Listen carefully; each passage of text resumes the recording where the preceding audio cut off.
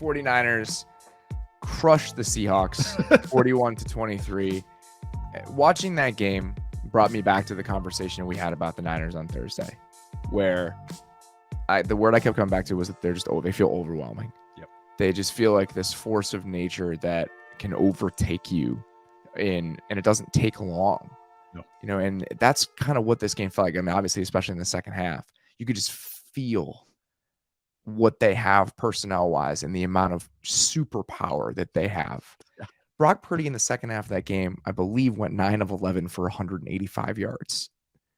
Normal stuff. The Seahawks were winning at halftime. Yeah. Okay. And I thought they played really well in the first half. They did. They had the quick strike touchdown to DK Metcalf. They had a methodical drive. Geno was 9 of 10 in the first Running half. The ball. Kenneth Walker had 13 carries for 54 yards. Brock Purdy was 9 of 9. Other than the McCaffrey 68-yard run, the Niners running backs had 4 carries for 0 yards in the first half. Before one of the field goals was a great play by Poona Ford against the run. The one punt that the Niners had, Shelby Harris threw off Trent Williams. I was like, man, and play where Metcalf ran over Javarius Ward in the flat. I was like, this team is not going to go quietly. Yeah. And credit to Pete Carroll, and they're showing a lot of pride. And then the second half starts, and they get absolutely boat raced. They did. It felt like every drive of the 49ers just had an explosive play where it was just left and right, and big ones, like 30 yarders, 40 yarders. So schematically, I all year Seahawks have had some issues defending out of base personnel, and showed up today. 30%. So 49ers had 25 plays out of 21 personnel. 30% of those went for explosives. So they had 13 dropbacks. They averaged basically 1 point per dropback out of 21 personnel, and it was just the runs, the toss zones to Deebo Samuel out of the I formation, and then playing off it where they have CMC as like the lone receiver. So they run the toss play to Deebo, and then they have CMC split out. They run the same play, but then they do that dart route, which is a now route. The slant. Slant, and CMC's running it, but you have your running back running your dart route that usually X receivers run, and you got your wide receiver in the backfield in an I formation, and you already pitched it to your wide receiver in an I formation, and then now you have your running back getting a now route. And it's like, for a defense, it's just like, what do we do? Because you have to check into certain coverages because you don't want Deebo running a man-on-man with the linebacker. So it's just, this offense is just overwhelming. It is. It's overwhelming to watch. I'm sure as a defender, it's just overwhelming to defend, because what do? You miss one tackle and it's a score. Brock Purdy finished the game with 332 yards on 30 attempts. Okay. People are going to talk a lot about the way he played and everything else. This game, first and foremost, 2 things. I think my biggest takeaways about the San Francisco 49ers come away from this game. Kyle Shanahan is good, out of this world. Yeah. You just talked about a lot of them. They averaged 7.9 yards per play in this game than the 49ers did. The first play that really jumps out to me is the McCaffrey run. The huge 68-yard McCaffrey run. Which we can pull up the dots for here. Yeah. It's a beautiful play. So they have Juszczyk, I believe, lined up in the slot on the left side. You guys can see it here. He cracks Barton inside to get an angle there. And then they have, I believe it was George Kittle coming across the formation in motion. He leads up on the corner with Ayuk going to the safety. And then you have Trent Williams doing a fantastic job on Irvin as the edge rusher, the guy on the line of scrimmage. And the moment that you see that collision with Juszczyk coming inside in the replay, it's like, oh, this is absolutely beautiful. and it looked like it. I mean, Kittle was looking for somebody to block, and it was just perfectly drawn up. It's exactly what Tariq Woolen wanted no part of him. Kittle's right. He was like, he started backpedaling towards the sideline when he saw 85 running at him. I mean, that was the first one where it was just like, okay, this is going to be one of those games where he's just dialing up this kind of shit. It was awesome.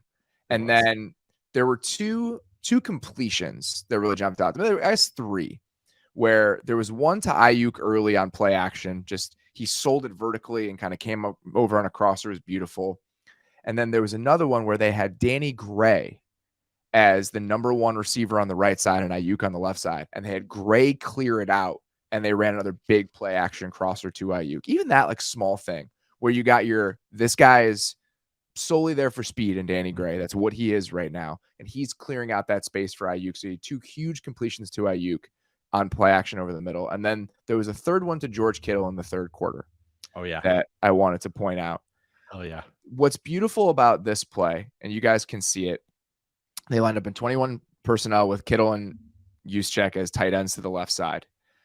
For those of you who can watch this right now, I want you to look at the amount of space between all of the receivers on the Niners here.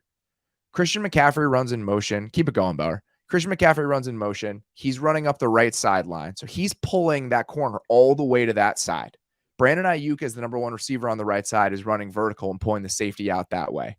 Deebo Samuel from the backfield is running to the left flat. So you have every single yard of grass across the entire field covered. You have a vertical stretch on the play. And then Juszczyk is high-lowing the linebacker over the middle of the field, who has to make a decision between Juszczyk and Kittle. And Kittle's open by 10 yards. And Purdy puts it there. And that's what happened all game. I understand that Purdy's numbers are going to look really gaudy, but Dan Pizzuta from Sharp Football Stats put out a stat that I thought was fantastic. In this game, Brock Purdy had 2 throws into tight coverage in the game. Not just completions, 2 attempts into coverage with more or with less than a yard of separation. This was Kyle Shanahan just playing every right note at every right moment, and the Seahawks had 0 answers whatsoever. It was great. It was anyone knows the term brick jokes, like where something happens first and then that gets paid off later. That's what was happening in this game. That I'm glad you brought up that play action to Kittle, because even the action on it, the Dolphins love to do that action where they have the jet sweep action, which, so jet sweep with a switch release. That's one way to attack a defense and make them communicate. But then they pulled the guard, Spencer Burford, who has been playing exceptional for them. The interior of the offensive line, period, I thought has been Daniel Brunskill has played so much better. The one team we thought, the one area coming into the season personnel-wise, where I was like, was the interior of the Niners offensive line, and we don't even talk or think about it. And I think that is such a testament to the progression that's happened from that group over the course of the season. Yeah, I mean, but just that play. No, exactly. They pull the guard. No pressure happens on it. It's nice and clean pocket. I think Debo, Debo's in the backfield. He goes strong to weak. They fake the handoff to that. And so all this is meant to attack the linebacker. So I'm glad you brought up Juszczyk on the play, because the 49ers today a lot were cross-releasing. So a back or a tight end would release through the guard in the center, a guard in the tackle, and then the route would work across, and it would occupy multiple intermediate defenders. So that's why those guys' eyes were just going back and forth. And just the angles in the run game, like that, the long CMC run. There's another play, because that ends up being like a pin pull with your skill guys. That's what run game is just angles. So him cracking outside, and then all of a sudden Juszczyk goes into the linebacker inside. So he's working outside. So there's your pin pull. But they had another one where they went split backs with McCaffrey and Debo. And it was where Debo kind of made about 3 guys miss. It should have been like a 1-yard gain, turned into like an 8-yard gain, which won. But this was just, it was early in the game. And so they go split backs. And usually in this look, and you'll see the Rams do, you see the Packers do it. It's like one of the plays in the NFL. Split backs, one guy goes in a bubble motion or orbit or a jet motion. It's inside zone with a bubble. And it's just a overhang read for the quarterback. You read this intermediate defender. Can he tackle the bubble? What the 49ers do is they show that. But instead of having a zone play, it's just a called basically bubble play. Those 2 outside receivers crack inside, and CMC, who's in the backfield, leads outside. So again, it's like a pin pull with your skill guys with Deebo Samuel in space, and then he ends up making guys miss. But that's just a nice kind of snapshot of what Kyle Shanahan does. He just creates these amazing angles for his players. And these guys, all of them could take it to the house. So it's speed with smarts, and it's just impossible to defend over time, over 60 minutes. You can't do it.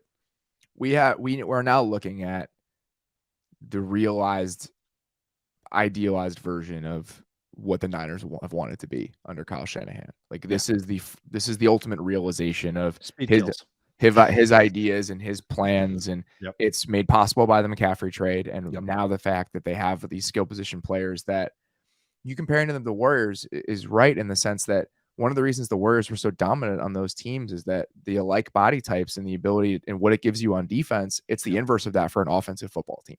Right. And the fact that you have all these guys that can switch everything essentially, Yeah. it really makes them dangerous. It is. And you see that all the time with them, and it is very, very cool to watch. And this is watching this game and watching what the second half of the season has wrought is watching Kyle Shanahan's masterpiece. Like this is that is what we're watching right now, and it is very cool. As somebody who has, I think both of us, have kind of always watched him with a real reverence based on what he could do. And if you go look at Nick Mullins' stats in the San Francisco 49ers offense, that's all you really need to understand what Kyle Shanahan can do for a quarterback and for a team. And now you give him this personnel playing this way, this is the final result. I know the Seahawks defense isn't great. It's beyond the Seahawks defense. They have transcended who they're playing against here. Well, I feel like Shanahan's offense for years and what people picture it as, really what it was. I mean, just picture the Texans and everything. It was like, okay, outside zone and nakeds, bootlegs and outside zones and death by 8-yard gains, death by 6-yard gains. That's what they get. And then they bootleg you for a 20-yard over, and they just do it over and over and make Matt Schaub look like an all-pro. But then I think, like you said, this is his, almost his magnus opus, not even this in the 2016 Falcons, is because I mean, every one of these plays can go literally get taken to the house. Like it's every play that they run, which is awesome because he's dialing up guys hitting like you're seeing CMC catch or Debo catching these toss plays. They don't get contacted till like 7 yards down the field. Wow. And then they run a pass play and there's over routes where guys are wide open, but it's not just, there's so many times where you see these offenses, we laugh like, oh, Shanahan wants to make the play on the expert mode. That's why he's playing this guy over this guy. But now you're seeing it's like now he's doing all the stuff he was doing, but playing an easy mode where it's like, hey, I just run a naked and it should be a 12-yard gain. And that's what I used to make my living off. But then there's Debo Samuel taking it, to the house. And that's the difference. It's just what should have been 6-yard gains turned to 60-yard gains. But it's not just one guy, it's the entire offensive skill position, or at least 4 of them. And Harrison Barnes, juice check. Yeah, very useful. I mean, that very useful. What he can do is a necessary Seriously, component though, who they are. Yes. The fact that he can split out and crack linebackers, and then on the next play he's in the backfield, next play he's a tight end. It's so useful. Because it's 21, but it's 12, and then like it's the alignments. 11.